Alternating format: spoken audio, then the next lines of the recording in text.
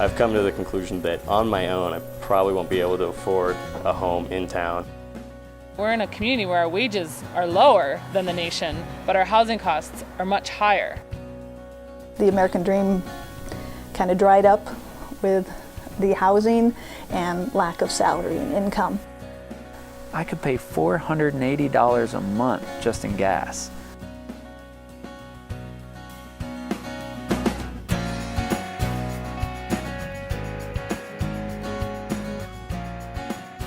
I'm Missoula Mayor John Engen, and this is a house on 2nd Street where my parents raised my brother and me.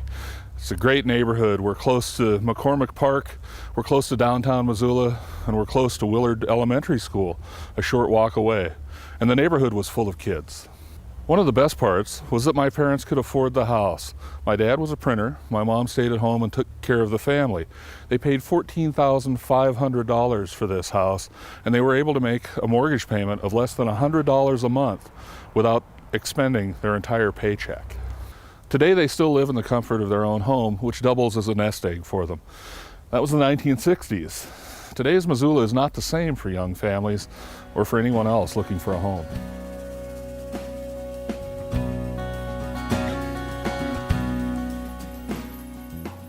We spent probably a year looking for a home up here before we finally decided on this.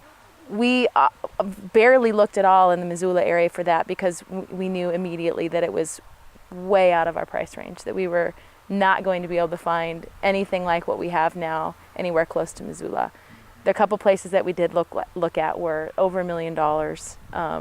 I mean, I would look online and be like, that's what I want. All right, maybe in my next life. There's no way I'm going to be able to afford that now. This is an average price for everywhere. You know, it's half of what the places across the road are. Eventually, we bought it for $233. So in a 7-year time frame, it went from $67 to $233 with essentially a new roof, a new floor in the barn, and a new roof on the house.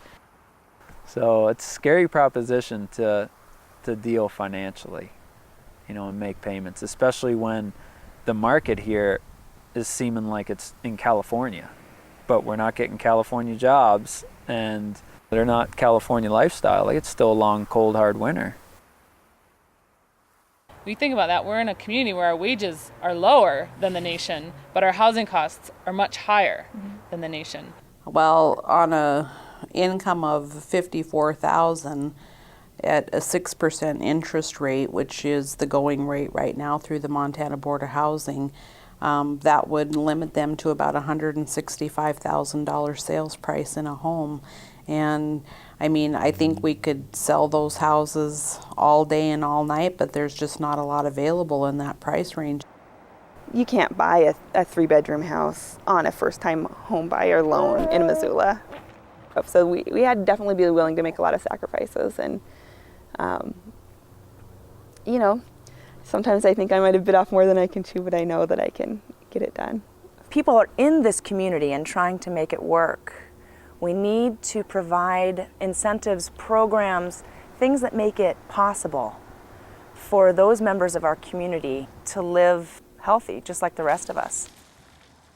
I think it's a very scary process, and I think that many people are very discouraged in Missoula when it comes to purchasing a home and what they can qualify for and that mortgage payment and how much house they can actually get for their budget.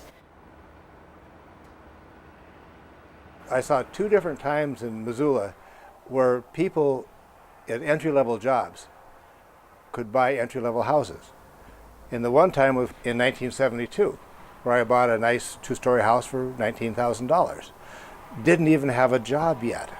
And now that house is worth $220,000, $230,000. Almost have to leave the county to find enough land with low enough prices that you could provide entry-level housing. We have seen housing prices going through the roof. About 10 years ago, in '95, you had an average housing price of roughly $130,000. That is well over $200,000 now. And if you look at a chart comparing housing prices and total housing costs versus income available, there's a huge disconnect. That American dream of a single-family detached home is moving further and further away from the entry-level people in Missoula. Their choice then is to go to a two-family home, which is a single building with two homes in it, and that's fast moving out of their reach. And then we go to multifamily, which is 3 or more. So we're talking 4-unit buildings, 5-unit, 6-unit, or 8-unit buildings that could be apartment homes and you simply rent. We need to be honest about this and come up with a solution so people have the opportunity to make the choice of whether to buy a dwelling unit, no matter whether it's single-family detached or in a multifamily building.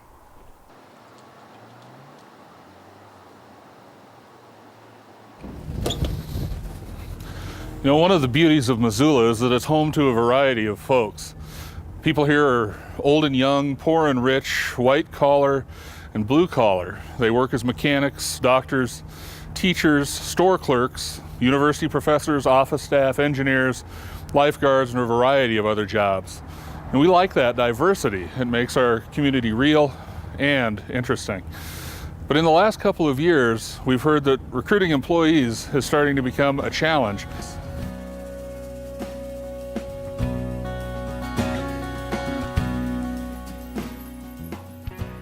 And it might be surprising to people that it's hard for people that are recruited by an engineering firm or a high-end technology firm. It's hard for those folks to find a place to live here. So after we show them Karis Park and take them around and show them what a great place to Missoula is to live, they go visit a realtor and find out they actually can't afford it on this good professional salary that they're being recruited for. This is a big issue if we want to build an entrepreneurial economy. Wages for that type of talent, while competitive, I think become uncompetitive once you factor in the housing costs and you compare Missoula to some other communities, even metropolitan areas where housing can be substantially cheaper.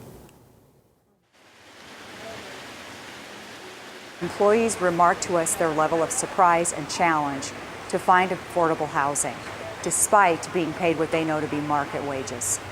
I really wonder if we're just on the edge of having to take a more proactive stance relative to affordable housing. And we'd like to be part of some kind of community conversation or a solution to creating a strategy so that we don't have to lose potential new employees. Things are changing now. We have officers coming in here that are getting paid an awful lot more money now than what we were paid in those days. And they're getting actually pretty good pay. But they're still in the situation that they cannot afford a home in Missoula on a single income. I was kind of assuming that Missoula, it's a smaller town, smaller than Spokane from where I was at, and that the housing would probably be cheaper. I've come to the conclusion that on my own, I probably won't be able to afford a home in town and still be able to support myself. Beginning teachers who come out of the University of Montana and go through the job recruitment fair are often siphoned off to other states that pay higher wages and have lower housing prices. And it breaks my heart to see those people having to go to Washington and California and Las Vegas and Wyoming in order to make a living. In big American cities, you hear people talk about drive time and windshield time. That's not something that's been a household word for Montanans, but it's getting more common to hear people talk about their 1-hour drive or even longer. Some people want to live in the country, and that's fine. But when too many people have to commute a long way to work, it erodes our quality of life.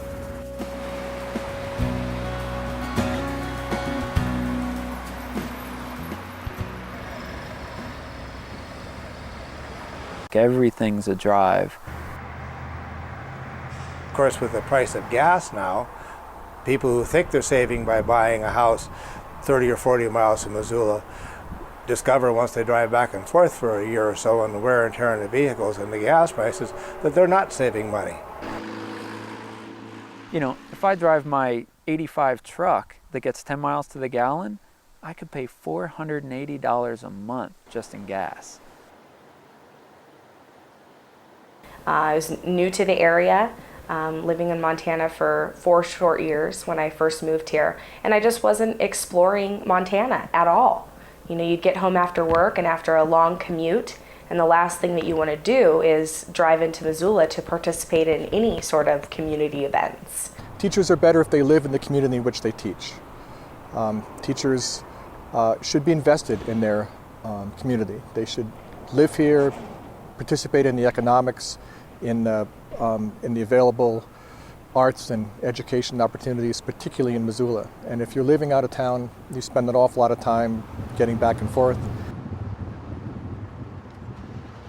I think if we keep displacing people and make Missoula more and more a business center only, we all suffer. And we will probably then start losing things like the downtown events that are put on, especially in the summer, because it becomes uneconomical to commute a fairly long distance to participate in a 1 hour or 2 hour event in the evening.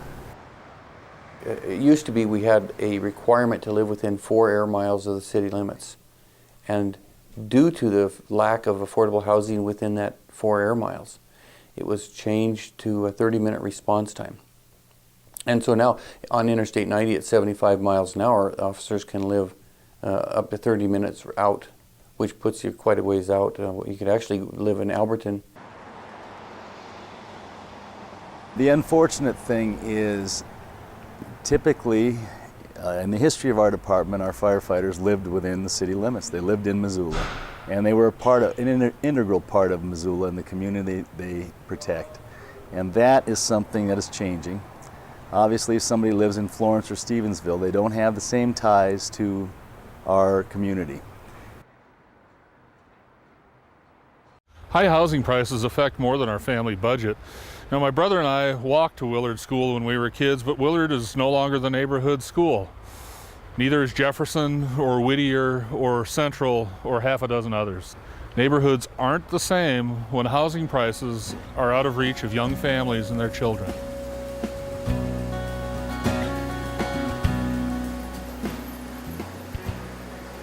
The American dream kind of dried up with the housing and lack of salary and income. So I would love to have an older house that has a basement and a washer and dryer that you don't have to put quarters into anymore, a yard, and a garage. You know, nothing huge, just something comfortable with trees.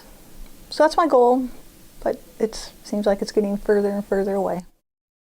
Me, I knew I wanted to live in Missoula area. It's where my community and kind of where my heart was set for a long time.